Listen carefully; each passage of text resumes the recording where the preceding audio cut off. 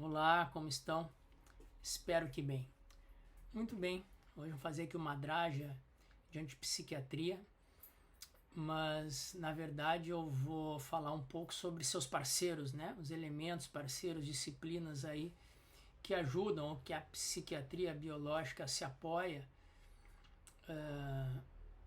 para justificar, né, a sua mentira, a sua falácia, o seu engano, que são as causas biológicas, médicas, científicas dos transtornos ou doenças mentais que estão lá naquele livro chamado DSM em inglês, né? E uma dessas disciplinas que é a coqueluche da ciência e também da filosofia é a neurociência. Mas como é importante ler, né? Como é importante a gente estar com a cabeça aberta, lendo sobre tudo, porque lendo aqui sobre Aristóteles, sobre da alma, no livro dele Peripsirres, tem uma passagem que me levou a pensar sobre a questão e depois eu fui a outros livros e acabei fazendo conexões que quero mostrar aqui para vocês, e também um livro que eu já falei para vocês antes e do qual ele sempre me ajuda a pensar e repensar questões da neurociência, quando ela tenta apoiar, ou quando a psiquiatria biológica tenta usar a neurociência para apoiar, né, a sua falácia epistemológica de um desequilíbrio químico no cérebro ou de alguma causa biológica, científica e médica para os transtornos mentais. Então, vamos aqui a Aristóteles, no livro Sobre a Alma, que está aqui, no que eu estou lendo, está aqui grego antigo e inglês. Eu vou tentar traduzir aqui do inglês. Vamos lá. Mais ou menos diz assim o Aristóteles no livro Sobre a Alma. Embora, no entanto, tudo isso possa ser verdade, que está falando sobre as questões da alma, devemos acrescentar que falar da alma como se ela sentisse raiva não é mais apropriado do que falar da alma como se ela tecesse ou construísse alguma coisa. Talvez, de fato, seja melhor dizer não que a alma se compadece, aprende, infere, costura, sente raiva, mas sim que o ser humano faz isso por meio de sua alma. Então aqui Aristóteles dá a ideia de que o ser humano é uma composição, seja o que for que ele queira definir como alma e corpo e sensibilidade. Então, assim ele evita o que a neurociência faz, não toda a neurociência, partes dos cientistas da neurociência e parte da psiquiatria biológica, que é o reducionismo, né, físico, o reducionismo da explicação, o reducionismo ontológico, o ser humano é sua química, que tudo é cérebro, né? Aristóteles já vai contra essa tese. Ele diz que nós somos uma composição, mesmo não definindo muito bem o que é alma, ou no nosso caso aqui, né, nossa questão mais moderna, o que é mente. Mas de alguma forma não podemos isolá-la como se fosse, mesmo que ela seja um efeito, ela não é a mesma coisa que o cérebro. No fato de o cérebro ter a mente precisar das condições orgânicas, não reduz ela a ser algo puramente como uma epifania, como um epifenômeno físico, né? Diretamente, quando eu li Aristóteles, me lembrei desse livro aqui, que o pessoal do podcast não está vendo, mas eu vou dizer, que é o Fundamentos Filosóficos da Neurociência, do M.R. Bennett e P.M.S. Hacker, né? O Bennett é professor de fisiologia da Universidade de Sydney e o Hacker é filósofo sobre a filosofia da mente e filosofia da linguagem. Os dois, então, fazem esse livro aqui como uma advertência, né, aos fundamentos filosóficos da neurociência. E, trazendo isso que Aristóteles disse, né, para a gente lembrar que o ser humano é uma unidade psicofísica, digamos assim, para evitar o reducionismo como de Platão, onde o corpo não é nada e a alma é tudo, ou de um atomismo de Demócrito, né? Onde o corpo é tudo e a alma não é nada, ou a mente. Então, o Aristóteles fazia uma composição. Aí eu me lembrei desse livro que fala assim. Vamos ler agora um pouco desse livro e tentar juntar o que o Aristóteles falou. E isso tudo no combate a essa epistemologia, essa teoria do conhecimento falaciosa da psiquiatria biológica, que se apoia muitas vezes em uma neurociência também confusa.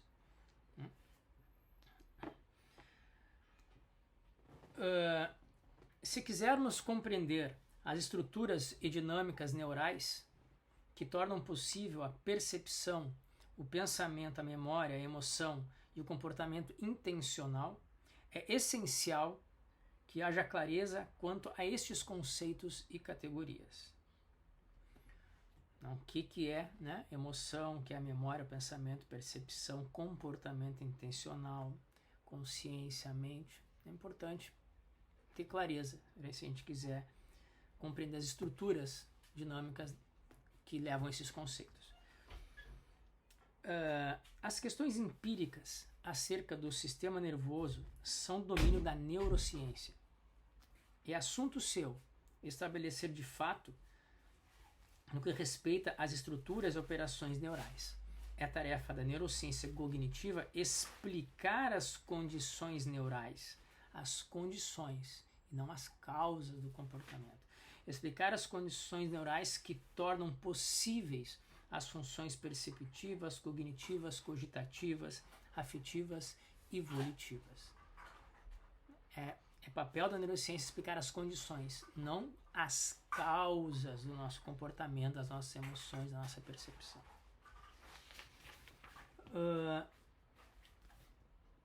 O exame das relações estruturais entre diferentes campos conceituais são domínios próprios da filosofia, no caso aqui, uma filosofia da linguagem. Então, o exame das relações estruturais entre conceitos é próprio da filosofia. As questões conceituais antecedem os assuntos de verdade e de falsidade.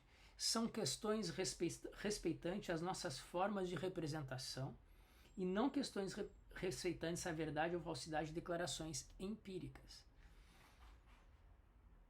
É extremamente importante distinguir as questões conceituais das empíricas. Quando uma é confundida com a outra, está sujeita a parecer estranhamente obstinada. Pois qualquer falta de clareza relacionada com conceitos relevantes na pesquisa, por exemplo, do cérebro ou da neurociência, vai refletir-se na correspondente falta de clareza nas questões que vão ser colocadas e, por conseguinte, no desenho das experiências que tem a intenção de responder a essas questões, que já foram mal colocadas se as questões conceptuais não estão bem clareadas. E é provável que qualquer incoerência na apresentação da estrutura conceitual relevante se manifeste em incoerências na interpretação dos resultados e das experiências. As relações lógicas e conceituais entre o fisiológico e o psicológico são extremamente problemáticas. Uma dessas complicações está patente na persistente imputação de atributos psicológicos ao cérebro.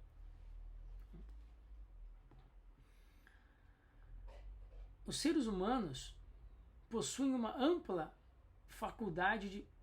gama de faculdades psicológicas que exercem nas circunstâncias da vida, quando percepcionamos, pensamos e raciocinamos, sentimos emoções, queremos coisas, fazemos planos e tomamos decisões. A posse e exercício dessas faculdades define-nos como espécies de animais que somos. Podemos indagar acerca das condições, e não das causas, neurais e concomitantes para dominar e exercer todas essas faculdades cognitivas e psicológicas. É a tarefa da neurociência que vai descobrindo cada vez mais acerca delas.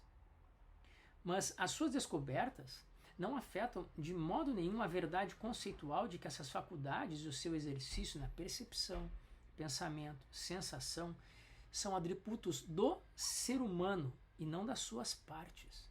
Entramos em Aristóteles aqui, né? em particular, não são atributos dos seus cérebros. Um ser humano é uma unidade psicofísica, um animal que consegue percepcionar, agir intencionalmente, raciocinar e sentir emoções. Um animal utilizador de linguagem que não é só meramente consciente, mas também é autoconsciente. Não um cérebro embutido em um crânio de um corpo.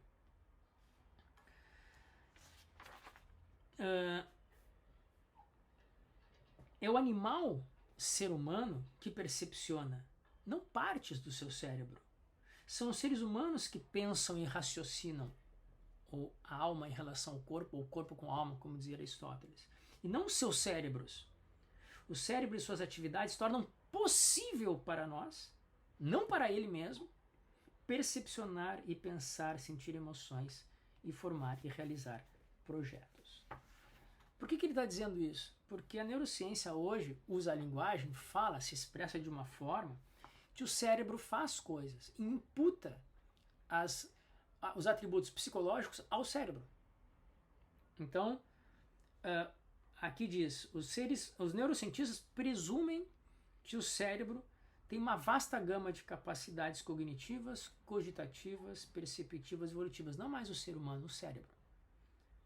O cérebro vê o que está aí, o cérebro acredita, o cérebro faz interpretação, o cérebro combina informações, o cérebro decide qual é a interpretação correta, o cérebro edifica uma interpretação multinível, o cérebro imagina, o cérebro busca informações, o cérebro faz conjecturas. Essas imputações psicológicas diretamente ao cérebro é uma falácia meriológica, que depois, quem sabe, em outro vídeo, se vocês se interessarem, eu tento explicar aqui melhor.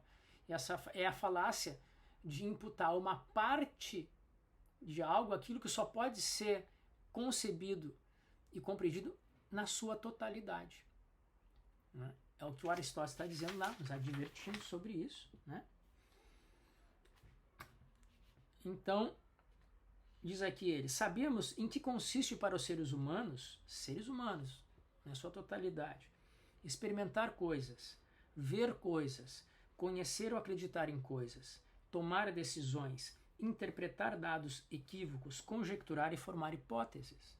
Compreendemos em que consiste para as pessoas raciocinar indutivamente, calcular probabilidades, apresentar argumentos, classificar e categorizar as coisas com que se defrontam na sua experiência. Nós, como seres humanos, pomos questões e procuramos respostas, usando um simbolismo, ou seja, a nossa linguagem, em termos do qual representamos coisas. Mas sabemos o que é para um cérebro ver ou ouvir? Para um cérebro ter experiência, saber ou acreditar em alguma coisa? Temos alguma ideia do que seria para um cérebro tomar uma decisão? Compreendemos efetivamente o que é para um cérebro, quanto mais para um neurônio, raciocinar, calcular probabilidades, apresentar argumentos, interpretar dados e formar hipóteses com base nas suas interpretações? E isso está cheio, vocês colocam no YouTube aí, no Instagram da vida, as pessoas que falam sobre isso, terapeutas, falam que o cérebro faz coisas, emprestando essa perspectiva neurocientífica complicada, falaciosa, para emprestar já conceitualmente torta, né? Tá mal colocada o cérebro fazer coisas para justificar terapias, inclusive a psiquiatria biológica. E aqui, né, dizem eles aqui, a neurociência pode explicar as condições neurais da possibilidade da posse e o exercício dos poderes humanos. As explicações neurocientíficas normalmente conseguem explicar como é possível, não as causas, as condições. Como é possível que criaturas com um determinado cérebro fazem o gênero de coisas que fazem? Conseguem explicar quais as conexões neurais que têm de prevalecer e quais as atividades neurais que deve haver para ser possível ao animal possuir e exercer os poderes que possui naturalmente. Contudo, a neurociência não pode afastar ou enfraquecer a força explicativa das boas razões que nós, sinceramente, apresentamos para o nosso comportamento. E essas boas razões são culturais, éticas, simbólicas, sociais, políticas e não biológicas. E nem pode a neurociência invalidar as justificações que damos para o comportamento racional. Não se dá uma explicação mais profunda da racionalidade do comportamento motivado por boas razões por se especificarem os fatos neurais que tornam possível que criaturas como nós ajam por essas razões. O único que pode fazer é explicar as condições para que isso aconteça. A neurociência não pode explicar o comportamento humano normal ou, entre aspas, anormal. Vamos ver. Os notáveis êxitos neurocientíficos em explicar certos tipos de predisposições e suscetibilidades de temperamento, em explicar o comportamento e deficiências patológicas, não demonstram que a neurociência pode ou deverá sequer aspirar a explicar o comportamento humano normal. O que a neurociência pode fazer é explicar para os seres humanos normais como lhes é possível estarem abertos à razão ou à desrazão. Mas não consegue explicar as bases racionais das ações humanas no caso particular, nem elucidar o que torna uma certa razão numa boa razão para agir como se age. Consegue identificar condições necessárias, neurais, biológicas, para o exercício das capacidades humanas. Para explicar o comportamento humano típico, temos de funcionar no nível superior e redutivo das descrições normais das ações humanas. E as causas não são biológicas, são culturais. A neurociência pode explicar como é que deficiências patológicas vulgares no exercício das capacidades humanas normais resultam de lesões no cérebro. E é assim que consegue explicar de forma brilhante por que é que os pacientes não se podem comportar como os humanos normais numa multiplicidade de maneiras quando há lesão no cérebro. Uma pessoa que tem um cérebro normal, sem lesão, a explicação desse comportamento, disruptivo ou não, não se dá pela neurociência.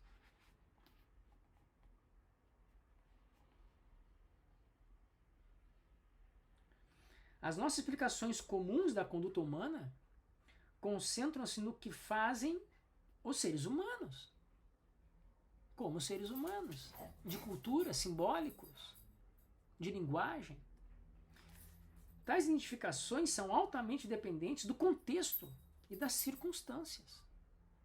Tendo esclarecido o que é que uma pessoa faz ou estava a fazer numa circunstância determinada, pode ainda não ser óbvio por que é que agiu como fez. Isso, por seu lado, pode ser explicado por referência às suas intenções, objetivos, propósitos, razões, motivos, hábitos, costumes, inclinações, contexto da vida humana social, moral, legal, jurídica, antropológica. E essa é a grande questão. O comportamento humano não é explicado as suas causas a partir da biologia, do reducionismo ontológico ou fisicalista do cérebro ou de qualquer outra parte do corpo, que antigamente era a mente, né, com Descartes, por exemplo. As explicações do comportamento humano não estão no DSM, não estão na medicina, não estão na ciência neurocientífica ou qualquer tipo de ciência natural que tenta enxergar o ser humano a partir da sua fisicalidade. Essa fisicalidade é a condição para sermos seres humanos que somos e agirmos e podermos agir da maneira que agimos em função, na causa, na explicação da maneira como interagimos culturalmente com consciência, com percepção, com sensação, com emoções ao mundo que nos cerca, a pessoa que nós somos e as relações que nós temos. Temos que tirar da cabeça que a psiquiatria biológica explica o comportamento humano. através de explicações falaciosas e causas falaciosas, como o desequilíbrio químico no cérebro. E temos que abrir nosso, como diz o Hélio Strasburg, botar nosso antivírus funcionando, e quando a gente escutar, porque o cérebro faz como o cérebro funciona. A física, muitos físicos, que eu vejo muito vídeos sobre física, que eu gosto, explicam, quando vão falar sobre a questão biológica, falam a respeito, porque o cérebro entende, porque nosso cérebro faz. Eles também estão imbuídos da falácia de imputar atributos psicológicos ao cérebro. Isso já naturalizou, assim como a linguagem da doença mental já naturalizou na sociedade, com depressão, TDAH, bipolaridade, essa coisa toda, e nos esquecemos de fazer uma análise crítica dessa linguagem e perceber que isso não diz nada, porque não tem nenhuma causa efetiva sobre essa linguagem, ela tem uma referência no nada, uma expressão sem sentido na explicação que a psiquiatria biológica dá. Como o comportamento ela é explicativa a partir de outros parâmetros éticos, sociais, políticos, antropológicos e não médico-científico, muito menos psiquiatra biológico. Nós também temos que nos dar conta de quando a gente está falando ou escuta falar que nosso cérebro faz coisas, isso é no máximo, na boa vontade, uma metáfora. Mas uma metáfora não é uma entidade real no mundo. É uma maneira de falar, é uma figura de linguagem. O cérebro não faz coisas. O cérebro não aprende, o cérebro não dorme, o cérebro não acorda, o cérebro não pensa. Somos nós, lá, sobre a alma de Aristóteles, que já nos diz que é para a gente ter cuidado ao pensar o ser humano e não fazer dele uma desarticulação, fazer uma separação reducionista. Ou o ser humano é alma, ou o ser humano é espírito, ou o ser humano é corpo, ou o ser humano é matéria. É uma unidade psicofísica da mais alta complexidade. Qualquer explicação reducionista para uma questão complexa, a gente tem que duvidar. Uma situação complexa requer uma explicação.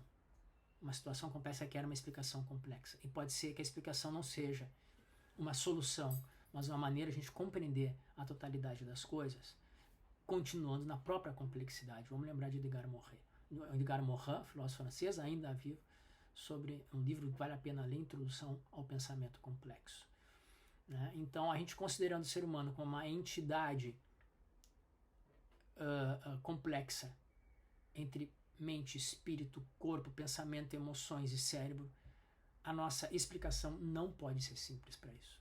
Por isso, o comportamento humano deve ser estudado a partir de várias categorias das humanas, mas não pela ciência, a não ser que tenha uma lesão no cérebro, a não ser que tenha alguma questão realmente médica que também vai afetar o comportamento de quem tem isso, porque é uma unidade psicofísica.